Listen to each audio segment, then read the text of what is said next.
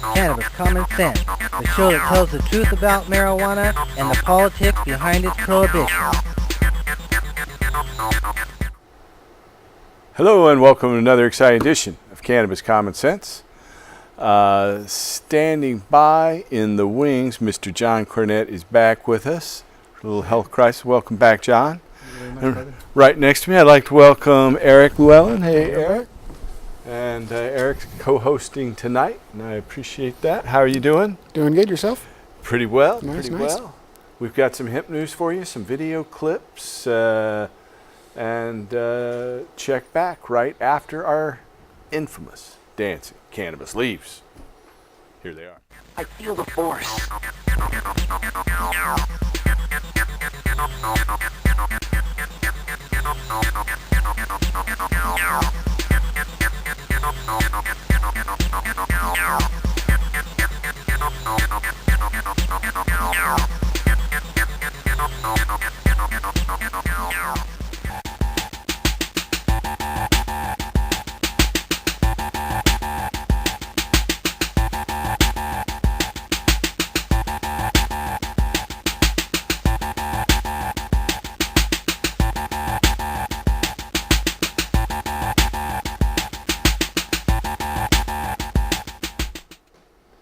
All right, our first story tonight is from Virginia. Patients with HIV who test positive for past cannabis exposure possess significantly higher CD4 and CD8 counts than do those patients who test negative for the substance, according to data published in the journal Drug and Alcohol Dependence. CD4 and CD8 cells are a subtype of white blood cells that assist in the immune process. A team of investigators from Virginia State University and the University of Florida Center for AIDS and HIV Research assessed differences in lymphocyte count among HIV patients whose urinalysis tested negative for THC and those who tested positive for THC. The authors reported, quote, after adjusting for demographic and HIV-related covarieties, THC-positive patients had significantly higher CD4 and CD8 counts than their THC-negative counterparts. The current findings are in line with previous research reporting daily marijuana users have higher CD4 cell counts and lower viral load than their non-using and infrequent using counterparts. The authors concluded, quote, this preliminary study shows THC-positive patients having better HIV-related immune levels than their negative counterparts, despite not being statistically different on various demographic HIV-related covarieties. The current findings suggest a potentially beneficial role to marijuana, additional to symptom palliation, end quote. This study confirmed marijuana use and lymphocyte count in black people living with HIV. Appears in Drug and Alcohol Dependence this month. Next story is from Boston, Massachusetts. Patients who have used medical cannabis following musculoskeletal injuries report that it relieves pain symptoms and reduces their level of opioid intake, according to data published in the Journal of Orthopedic Trauma. Harvard Medical School investigators surveyed 500 patients at a pair of orthopedic outpatient clinics. Of those respondents who acknowledged having used cannabis to assist in recuperating from injury over the past 6 months, 90% said that it was effective at reducing their pain. 81% said that the use of cannabis reduced their intake of opioids. The authors wrote, quote, in a subset of patients who used marijuana during their recovery, a majority indicated that it helped alleviate symptoms of pain and reduce their level of opioid intake. End quote, the authors concluded. The findings are similar to those of prior studies, finding that patients with access to cannabis frequently report mitigating their use of opioid pain relievers and other conventional prescription drugs. The full text of this study, Patient Perceptions of the Use of Medical Marijuana in the Treatment of Pain Following Musculoskeletal Trauma, a survey of patients at 2 trauma centers in Massachusetts, appeared in the Journal of Orthopedic Trauma. Out of Washington, D.C., Republican Senator Orrin Hatch on Wednesday introduced the Marijuana Effective Drug Study, or MEDS, M-E-D-S, Act of 2017 in the Senate. The bill, which has bipartisan sponsors, is similar to legislation Hatch introduced last year. It contains a package of measures intended to make research into medical applications of the drug easier, including increasing the supply of marijuana available to researchers and cutting some of the red tape out of the currently onerous approval process researchers must go through to work with cannabis. Researchers have long complained that strict federal regulations on marijuana have made it all but impossible to do medical research on the drug. Contents aside, Hatch's press release is drawing even more attention on account of groan-inducing marijuana puns sprinkled throughout, no fewer than 8 of them by my count. Here are Senator Hatch's remarks, which he must have thought were funny puns. He said, quote, "It's high time to address research into medical marijuana. Our country has experimented with a variety of state solutions without properly delving into the weeds on the effectiveness, safety, dosing, administration, and quality of medical marijuana. All the while, the federal government strains to enforce regulations that sometimes do more harm than good.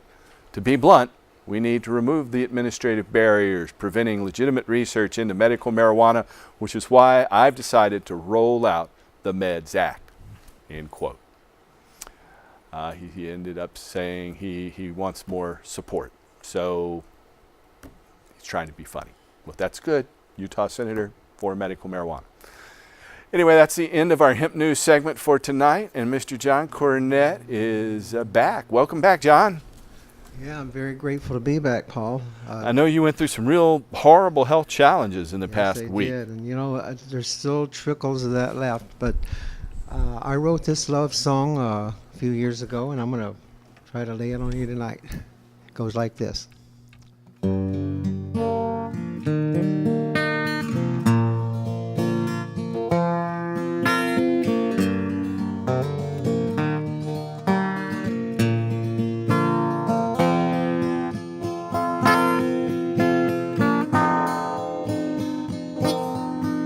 12,000 years she's healed our lives. For 1,000 more she will break the fight. She's my Joan of Arc, reaches through the flames, says, "Come to me, I can heal your pain."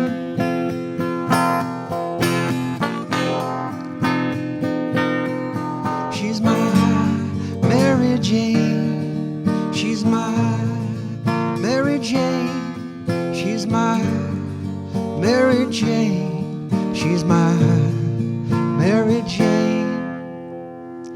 She comes to me, gives me sight. She holds me up in the heat of the fight. She's my Rosa Parks, holds her seat. She's amazing grace, she is oh so sweet.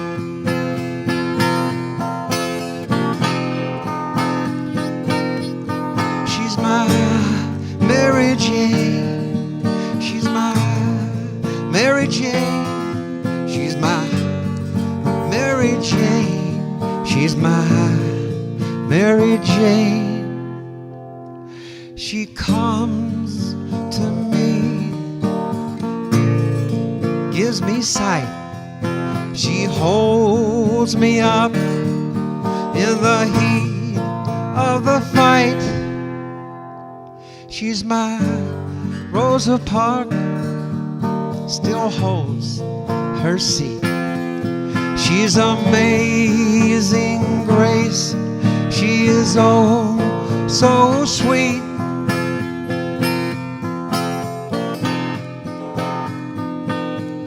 She's my Mary Jane, she's my Mary Jane, she's my Mary Jane, she's my Mary Jane, she's my Mary Jane, she's my Mary Jane, she's my Mary Jane, my Mary Jane.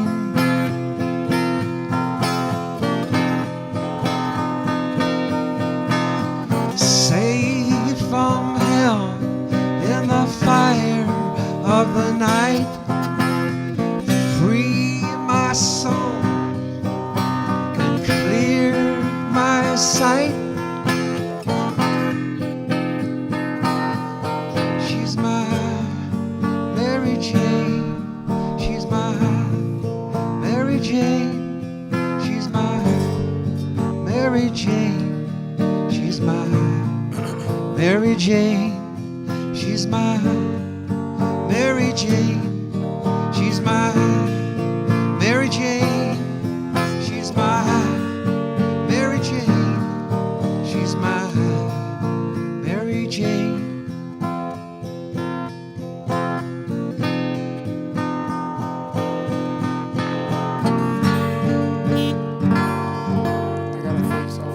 I love you, Mary Jane. All right. Thank you, John. Very good. Mr. John Cornett, hey, I want to welcome you here again. Eric has been behind the camera for many years, as we have a whole team of people that you never see here on the camera. But we couldn't do the show without them, obviously. There's a team of about 8 people back there. I want to thank all you guys for making it happen, because without them, we obviously wouldn't be here. And our phone lines are still down. We don't know exactly why. Maybe the studio hasn't paid the phone bill. And I still have this turned around banner here because a group of Israeli Canadian oil capitalists have come in and stolen our clinic. It's almost an unbelievable story. If you're interested, you can give us a call at 503-235-4606. That's 503-235-4606. I urge you, do not go to the clinic that I started and ran till about a year ago. This Israeli Canadian oil group funded by the billionaire George Soros has come in and using lies, deception, fraudulent documents. They've gone into the courts, and since they've hired lawyers that have spent over $1 million on legal fees, they've been able to roll over everything in the court. And we'd be happy to tell you more. And we also have a referral to other doctors. You don't have to go down to my old clinic on 18th. There are other doctors out there, and we'd be happy to refer you to them. We have a for referral line, and you can call us at 503-235-4606. That's 503-235-4606. So, Eric, you've been a medical marijuana patient for how many years now? I'm going on about 10 years now. About 10 years? Yeah. And tell us your reason for using it. You're obviously... I have a muscular dystrophy. Uh-huh. I was diagnosed at the age of 3.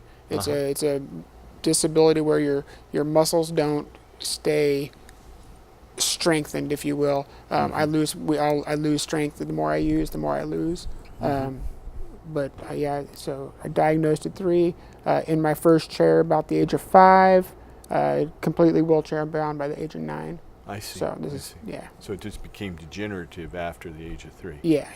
But when did you first start using cannabis? I started at the age of 10. I was, dabbled in a little because my uncle, got into Uncle Stash. And then around the age of 12 was when I started meeting people that actually did it on a regular basis, and I got into it. And I grew up in a small town, so there was only a couple people in wheelchairs, so I was, the pothead kid in town.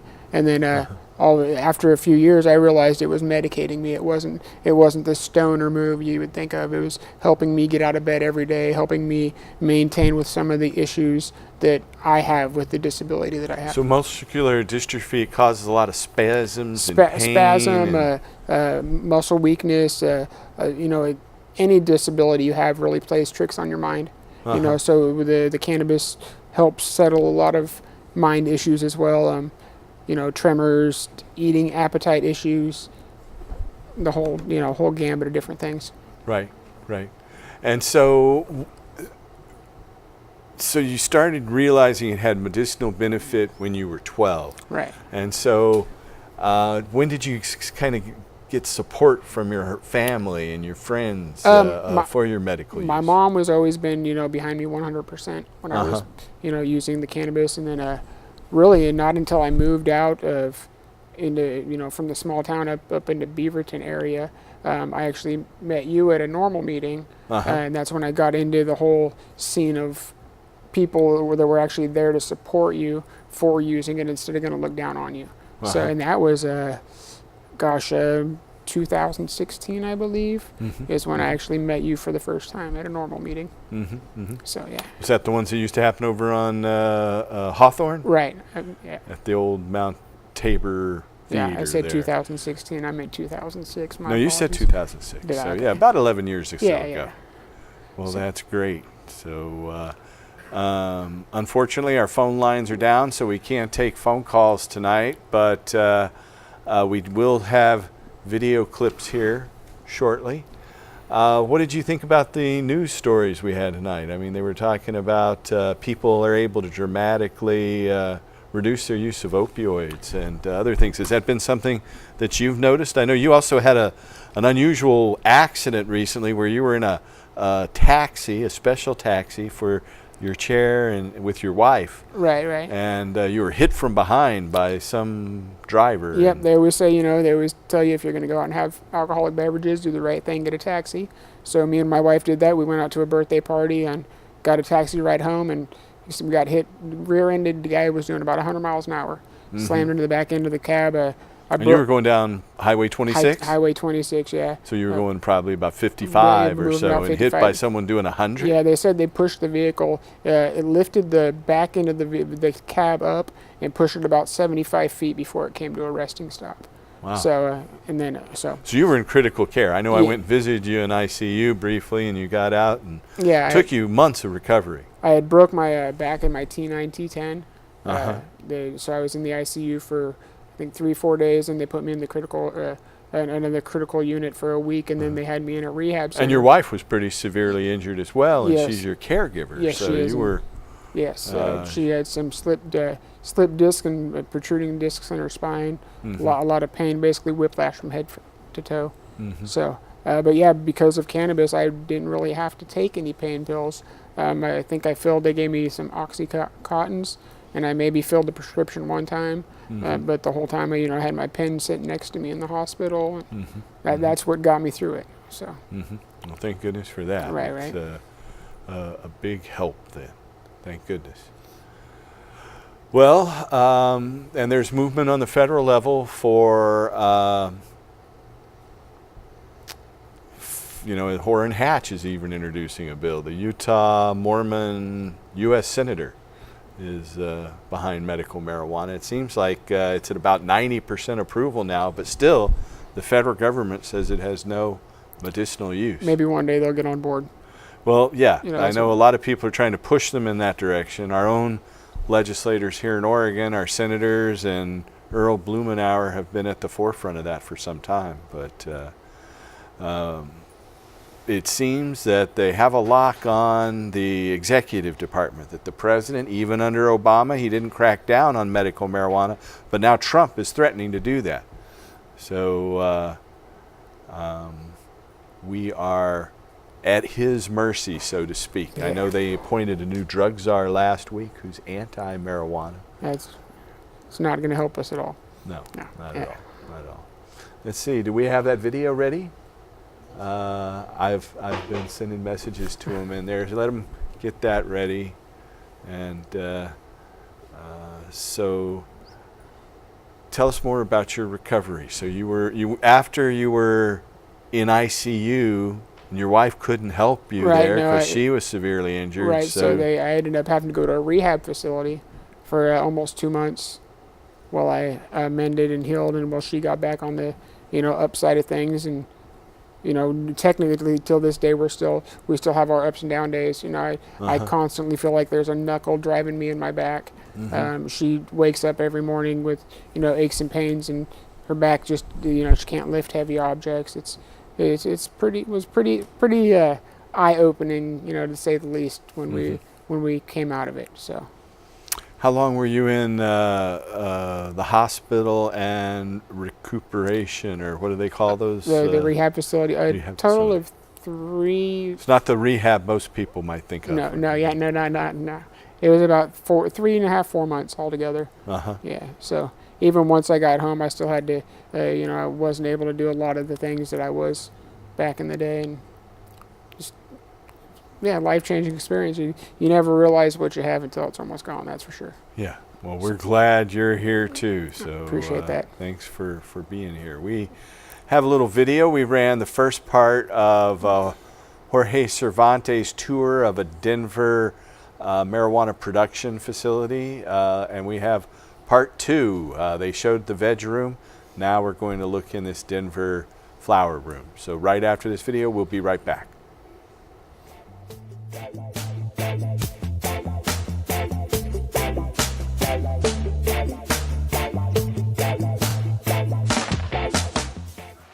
Jorge Cervantes, and here we are at Good Meds in Denver. This is one of their flowering rooms, and I'll let John now, the CEO, take over and tell us what's in here. But I gotta say one thing though. We gotta talk really loud. We can't turn off the fans, so you guys are just gonna have to put up with it. Yeah. Anyway, that's it. What we're looking at here, this is room 11. These plants got put in here less than a week ago, about middle of last week, and we just flipped them into flower today. So we're just beginning the stretch phase. These plants are going to become probably another foot or 2 taller. They're all sativas, so they're going to stretch quite a bit. Okay, there's all so they'll when they end up they'll be about this tall. Yeah, maybe even taller. Okay, so there's sativa varieties, which is always tall. Yep. Okay, and they just went into flowering today with a 12-hour flow period. And the key here at this phase is making sure that the first 3 weeks or so of flower we have nice high temperatures. We want to run it in the low 80s, if not the high 70s, but ideally it'd be about 82, 83 degrees. And that really helps the plant stretch. You'll get at least an extra 6 inches of stretch by running it there instead of 75, like most people do. And then that's really just going to set you up for an amazing structure for the plants to really build their buds on top of. Okay, so you get more weight from that? Absolutely. Absolutely. How much? What percentage? I'd say you could get an easy 15 to 25% if the stretch is done properly. And you keep your weight up, I mean the temperature up for 2 weeks, 3 weeks? 3 weeks, like through stretch, so that by the time they're finishing stretching, then you can turn it down into the high 70s and kind of just let it coast a little bit. And by the end, the last couple of weeks, we get it down like below 75. And of course, nighttime temperatures are always about 10 degrees lower than daytime temps. Okay. Well, can you explain a couple of these things? Is green toll and your green CO2? So this is our CO2 monitoring and controlling device. Right here is where you set the CO2 parameters. Right here we have it set between 800 and 900 parts per million. And as the plants get a little further into flower, we'll bump that up to about 1100 or so. But when they're smaller, vegging like this, they don't need quite as much. We're trying to save every penny we can. This is our regulator device, which controls the airflow that's coming through and the pressure. And then this device here actually turns the cylinder on and off that's inside of here. This device right here is the alarm sensor, and this is set to 3,000 parts per million. If we exceed that level, the alarms will go off. This light will flash. There's a light outside the door that will flash, and let everybody know that it's a dangerous environment in here. You're not to come in. All right. And I see you've got quite a bit of paperwork here. Everything is recorded here. Everything. You have to account for every leaf, every ounce. No? Yep. Data is extremely important. This right here determines what our feed schedules are going to be. Right now we're running at 1 time per day for 8 minutes per feed. In a few weeks we'll have that bumped out to about 4 times per day at about 4 minutes per feed. Cool. And here we have our schedule for every day of flower. Right now we're in day 5, and different IPM things that we can do, like an azosol drench at certain points. Okay, IPM, that's integrated pest management. That's right, and that's how we control preventative maintenance on pests and pathogens in the garden. So you're all organic here then? Well, we're all organic with our pesticides. Okay, that's what the state requires. We do use synthetic nutrients. We run general hydroponic nutrients. So that's the only synthetic factor that's going into this operation. Okay, okay. Now I noticed over here you've got zones. Zone 1, 2, 3, and 4. Yep. Can you explain that? How does that work? So each zone is dedicated to a different feed solenoid. So we only feed one zone at a time, so we have good water pressure, and we're not losing water pressure if we try to water all the zones at once. And then the dosatron does the rest of the work. Slow. Okay. Cool, cool. And then tons of fans like before. You've got sodium lights in here. Yep. Because, you know, everybody's going to notice it looks a lot different. Well, the video will look a lot different in here because the monochromatic tendencies of the lamp. Yep. And then I see you have these yellow sticky cards here. That's right. Those are for, take that off. Just hold it, as long as we see it. Yep. Okay, we've got. So that's basically to try to help us gauge the population of fungus gnats that are growing in here. Because Right. we can't use.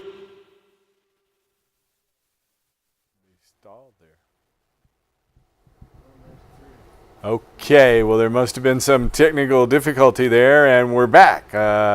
It seemed to have frozen.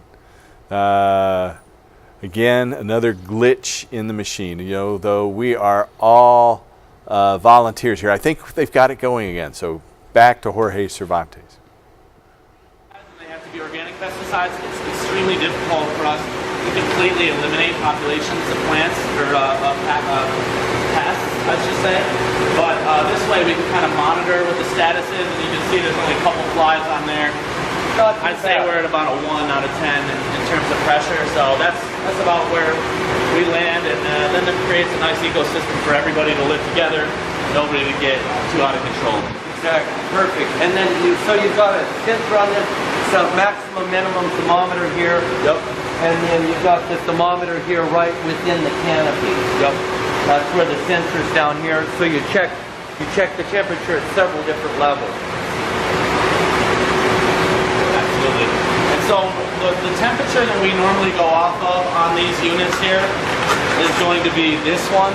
It seems to be more accurate because this is measuring at the sensor level right here, whereas this is measuring what's inside of this device. And because this device is getting hit with the light and everything else, it tends to heat up more than what the actual room is at. It's like putting a thermometer in the sun. So that's the temperature that we go after, and then the humidity, of course. We try to keep it dry in here because, again, we would prefer higher humidity. However, we're not allowed to use any systemic fungicides, and so mold can be a big problem for us. It's really important. The only way that you can control it outside of those types of pesticides is by controlling the environment, and it's not easy. No. Not easy. In fact, when you keep this full all the time. and then, in fact, at nighttime, when we don't have the lights in here to deliver a nice heat load that we can then run the air conditioners to remove water, what we do is we actually run the heater all night and it fights the air conditioners. The air conditioners never really turn on. Oh, wow. And, That's expensive. It can be. Or it's either that or have 5 different Quest humidifiers in here, which are each about $3,500 a piece. Oh, that's expensive too. Yeah. Everything's expensive. Because this is a sealed room, we basically have to mechanically remove all of the moisture that goes into the air. Wow. Wow. Let's talk about the containers and stuff here. Automatically watering everything, I see. Yep. But, So we got these little MaxiJet spray heads here. The water actually shoots up from the bottom, hits the top of this, and then sprays out in a cone. If you guys want, I can just turn this on real quick and show you what it looks like. yeah, I'd love to see what it looks like, because it looks like this really gets the entire mass of substrate wet. Because that's one of the problems. There we go.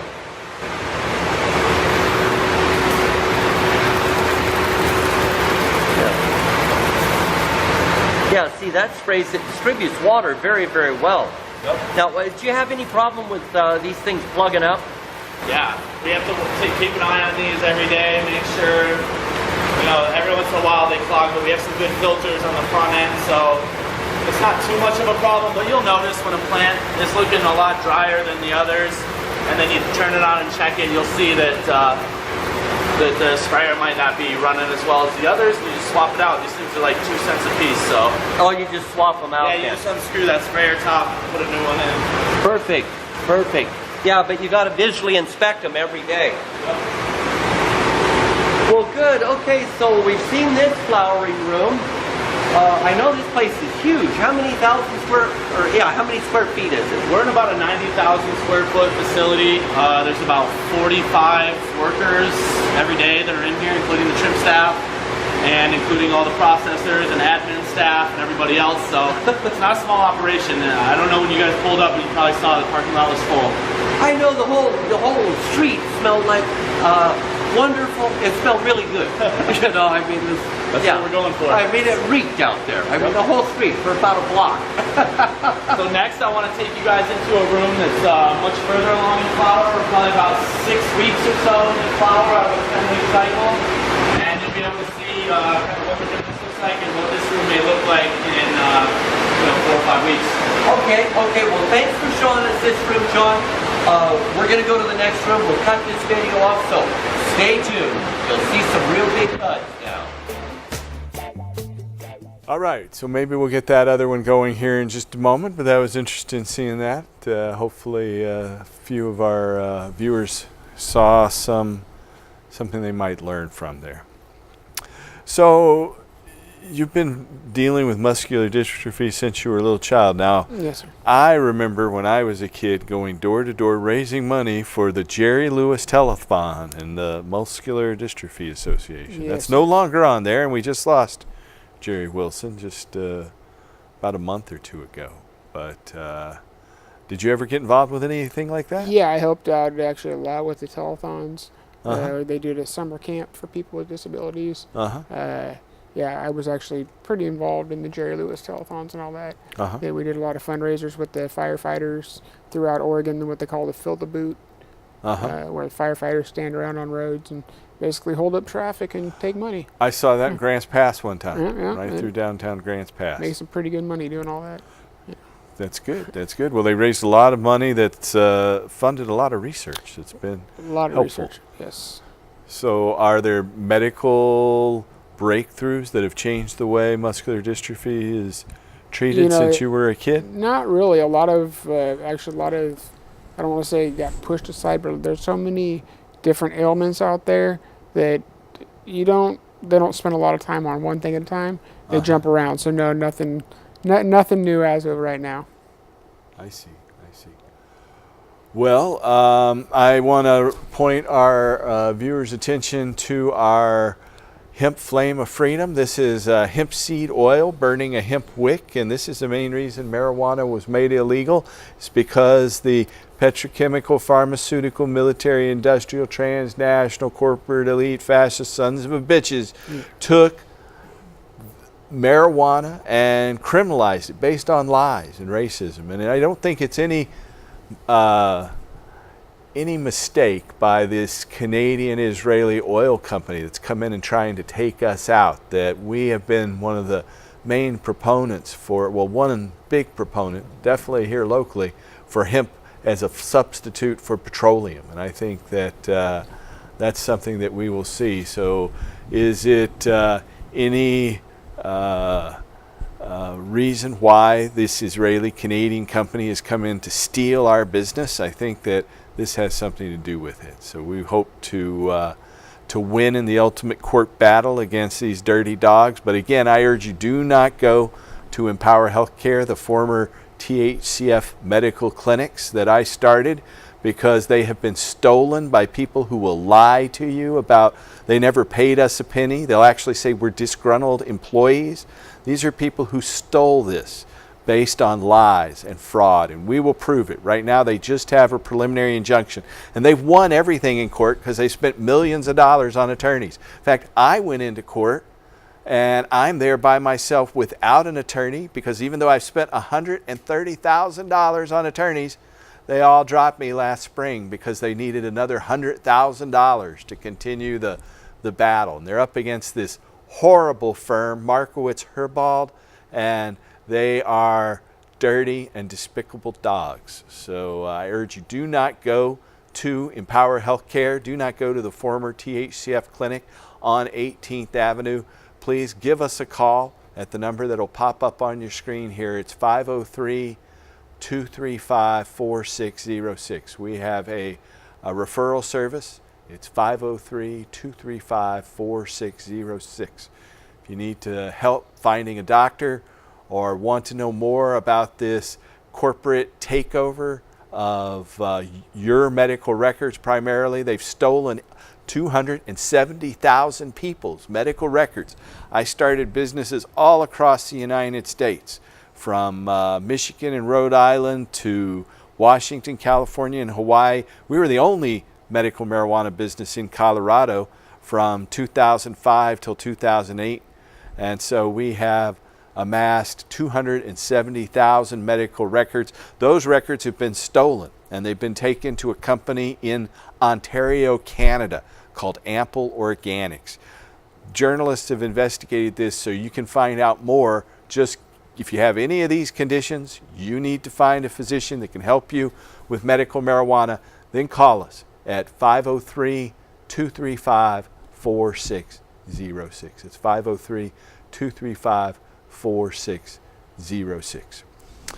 So Eric, back to your condition. So when you have pain and you take cannabis, how does that change your perception of the pain? It doles it out to the more of a, I would say, a numbing feeling. Mm-hmm. It makes my body feel like it's slightly vibrating to where the pain is almost massaged away, if you will. Mm-hmm. It's really nice. It slows down my tremors, so it's easier to write. You can write more clear. Holding things, you don't spill stuff. You can eat. Yeah, it makes life a lot easier. Yeah. So. Well, that's a blessing for sure. I'm yes, glad we can help you. So one of the things that these Canadians have done is they've come in and attacked the garden. They've taken away our outdoor garden where you got to visit last year. Right. Hurting a lot of people. Yeah, they're hurting hundreds of people that no longer will have the 200 to 300 pounds of medicine that we've been producing each year and giving away for free to people like you and other patients who are medical marijuana patients. These people are just trying to cut off everything that we have, trying to take us out politically because they don't like what we stand for. And they think they can steal this, but we will not give up. You need to tell your friends, do not go to the former Empower Healthcare or THCF clinics, and to call us at 503-235-4606. How did you feel when you got to go visit the garden? Oh, refreshed. Yeah. Just being able to be around the plants, it takes you to a euphoric place. It's kind of freeing, to know that that we're able to do that when people aren't taking it from us. Yeah, there's Jorge Cervantes there in our garden here a couple years back. Yes. And we have another video, part 3 of the other video. We ran part 1 last week, and we had part 2 just a moment ago. Is part 3 ready to roll? Maybe? Okay, we'll be back after part 3 of Jorge Cervantes' video.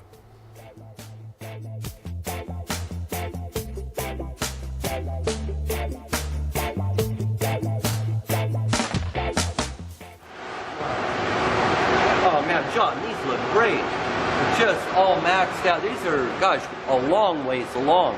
Could you tell me a little bit more about them? The variety, how long they've been here? Absolutely. This is our white super skunk, and this is one of our best yielders. Also, one of our highest testers. Typically tests in the high 20s, low 30s for wow. THC. Low 30s, high 20s. Yeah, 32 is the highest we've had it. 30, and that's just THC? Just THC. Okay. And typically it's tested about 29 to 30 THC content, and then total cannabinoids are always over 30. Wow. Wow, that's impressive. And total cannabinoids, that means the acidic form as well. The acidic form, and the CBDs and the CBNs and everything else like all attached. cannabinoids. Okay. And so these are about 6-7 weeks through a 10-week cycle. So we'll probably start flushing in here in a week or two. We usually give them about a 2-week flush. All the lights right now are turned up to super lumens, or about 1150 watts. So we like to finish them nice and strong. These bulbs are also a little bit old and are due for a swap, so we can turn them up a little faster in here without stressing the plants out. So they're on the variable switch, so when they start getting dim, we just turn it up more wattage. Exactly. Okay. Exactly.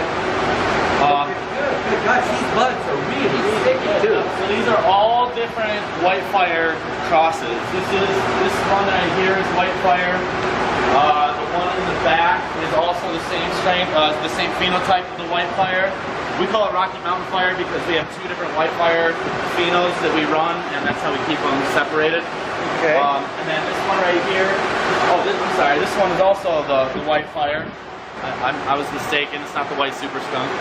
Okay, so it's white fire, not white super skunk. Yep. And so this is, like, again, still one of our best yields. All the white crosses are some of our best. And you can see out here, this white dog fire. This one actually is our highest yielder. This is the highest yielder here. And all of these are like up there, but this one consistently yields better.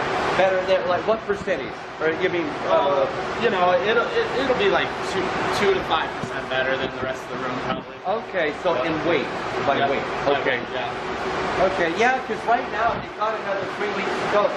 Buds are really compact. Yeah, they're these. That's why these yield so good, because it's such a dense bud. Not to mention the fact that it's full of trichomes, and that's really where the weight is. That is your, you know, and when it's 30% trichomes by weight, you're getting a good bang for your buck with the size. For sure. And I see you've got this all decked out like the other rooms with zones 1, 2, 3, 4, 5, and 6 in this room. Fans everywhere. And they had that room. All these needs were Here's something that's cool that you guys can check out. this is really cool over here. Check this out. This is how we deliver air underneath the canopy without sending too much air in one spot at once. And basically this is just a plastic duct. It's got little holes cut in it. The air comes out, blows right underneath the canopy. And this really, really helps with the mold.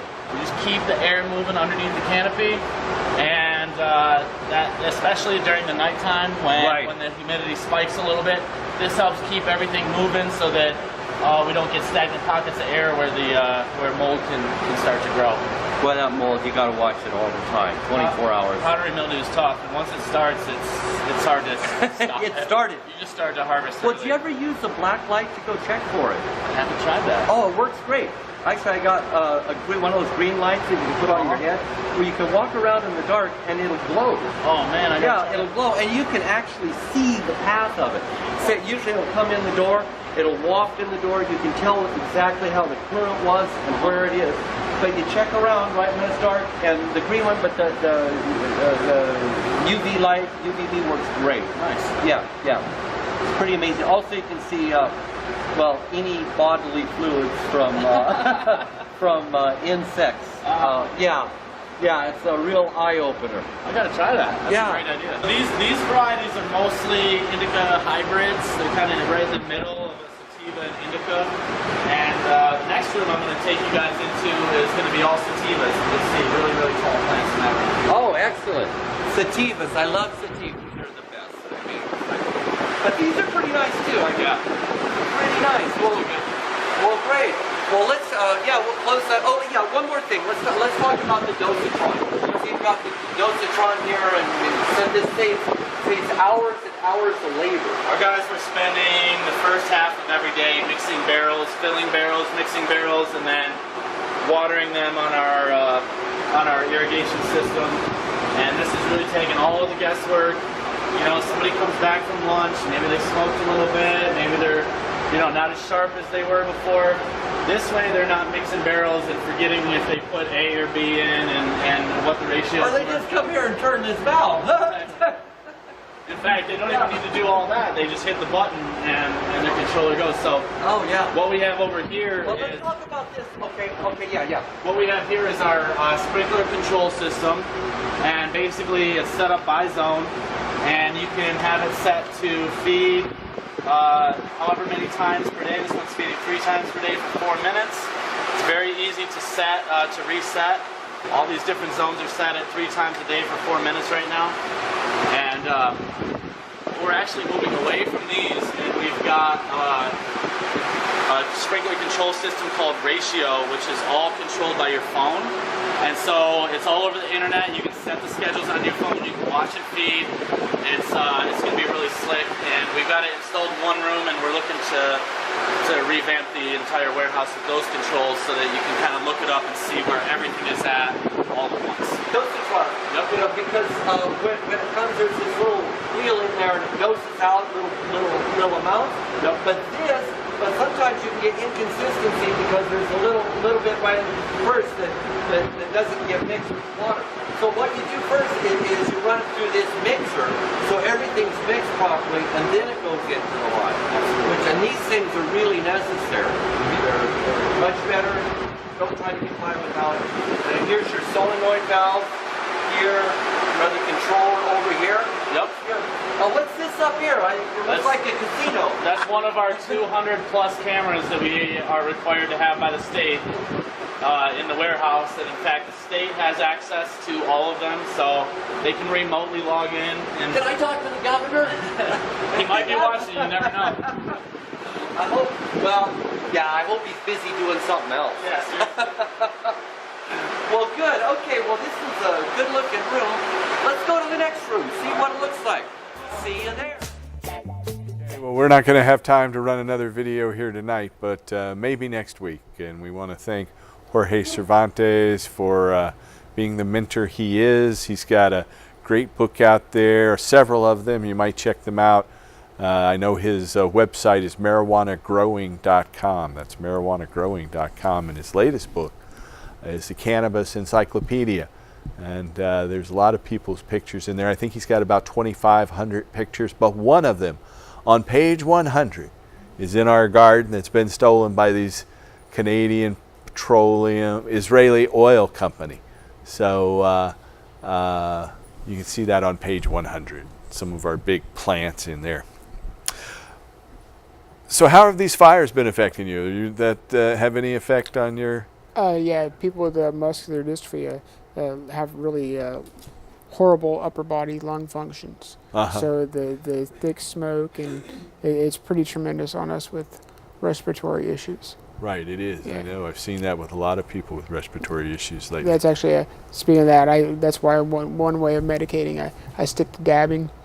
Because all the extra of the flower creates congestion in my lungs. Yeah. So it's another way for people with medical issues. How does vaporization affect that with your pen? Or I know we share our volcano it at works least once a week. Wonderfully. If you can go out and afford a vapor machine, I would suggest that's a way to go to.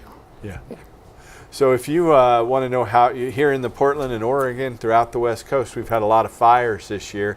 Something that Jorge told us about is that ash's pH from these wood fires is highly alkaline. It's up at about 11, and that's too high for plants. Plants generally like it at about 6.5 pH.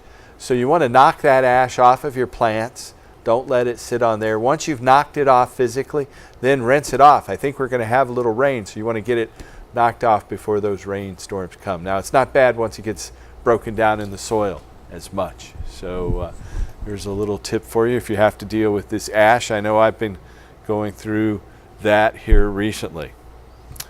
So cannabis helps with your tremors, you were saying. Yes, sir. And tremors, eating issues.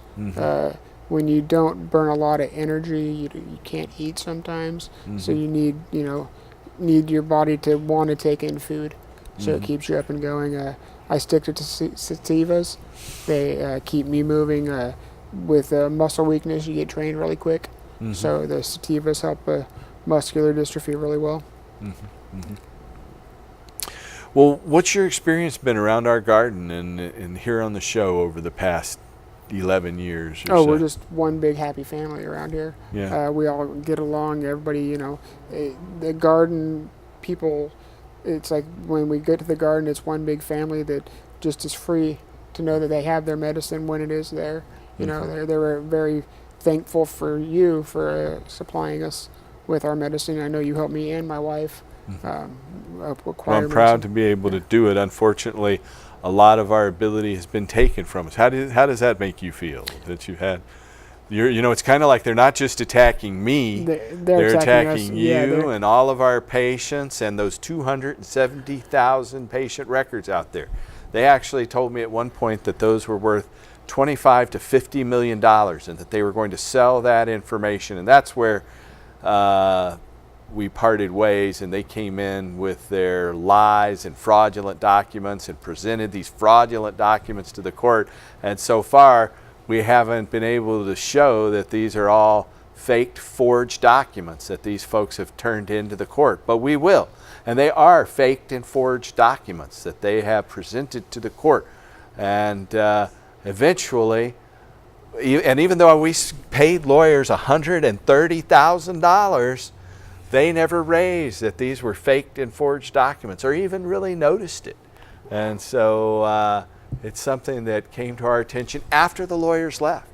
And so it's hurt a lot of people like you, Eric, and literally hundreds of patients who have had these folks come in and steal their medical supply without paying a penny for it either. That's the bizarre thing. They will tell people that they paid me lots of money, and that's a lie. If you tell them that you know that's a lie, then they'll say, oh, he had the company deeply in debt. Well, that's a lie. We never took any loans whatsoever. So these people are despicable, and they've convinced a lot of my former co-workers in our clinic that this stuff is true, because they have to tell these lies every day. You know how it works for them. They tell it so often, eventually they believe their own lies. And so for more information, give us a call at 503-235-4606. We have doctors who can help you all over the country. So if you need a referral to a physician, give us a call at 503-235-4606. And that's about it. So Eric, what is your plans over the next few months? Do you have? Me and my buddy have a few companies that we do. We make unbreakable dabbing rigs for people. My buddy started the company because of me being disabled. Hot rods. Hot rod unbreakable rigs, yes sir.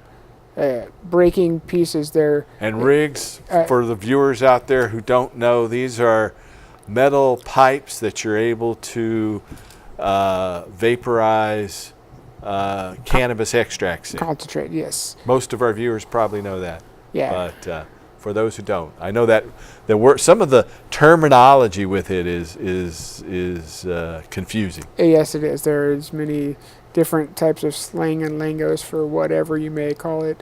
So, but we're getting our company up off the ground. We're selling pieces all over the U.S. right now. We're slowly growing our company. Great, great. Well, we are just about out of time. I once again want to remind you that we have this banner turned around because this Israeli-Canadian oil company has gotten an injunction where we cannot use our own name, the name of our organization that I founded 20 years ago, the Hemp and Cannabis Foundation. They have an injunction saying that I cannot use this name. In fact, I've even had their lawyer tell me that I can't say it on TV, that every time I say the Hemp and Cannabis Foundation, they say I should be fined $500 a day. And that's what they managed to get the courts to do, because actually when judges in Multnomah County retire, a lot of times they get offices in Markowitz Herbald's office. In fact, they even wanted me to let a judge who was in their office mediate our case. So it's like the courts are rigged.